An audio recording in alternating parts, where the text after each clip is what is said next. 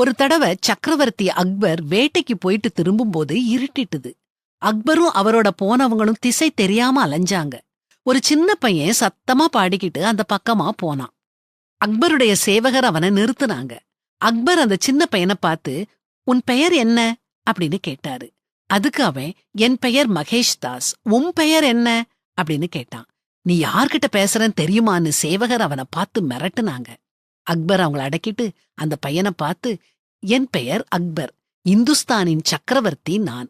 நாங்கள் வழி தவறி விட்டோம். நாங்கள் ஆக்ரா செல்ல வேண்டும். இந்த சாலை எங்கு போகிறது அப்படின்னு கேட்டாரு.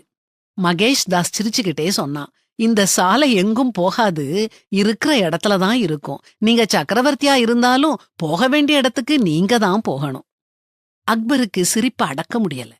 தன்னுடைய மோதிரங்கள்ல ஒன்ன கழட்டி சிறுவன் கையில கொடுத்து ஆக்ரா அரண்மனையில தன்னை வந்து பார்க்கும்படி சொன்னாரு. சிறுவன் அரண்மனைக்கு போனான். அந்த சிறுவன்தான் பீர்பால் என்ற பெயரோட அக்பரின் வாழ்நாள் முழுதும் அவருக்கு துணையாக இருந்தான். சரி, இந்த உண்மை நிகழ்ச்சியிலிருந்து நாம படிக்கும் பாடம் என்ன?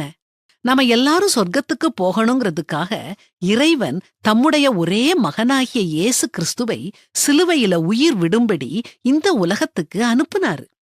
சொர்க்கத்துக்கு போகும் சாலை வைக்கப்பட்டாயிற்று. கடவுளுடைய அருளினால அந்த சாலையில நடந்து போய் சொர்க்கத்தை அடையிறது நம் பொறுப்பு. ஜீவனுக்கு போகிற வாசல் இடுக்கமும் வழி நெருக்கமுமாயிருக்கிறது. அதை கண்டுபிடிக்கிறவர்கள் சிலர். நீங்க அந்த சிலர்ல ஒருத்தரா?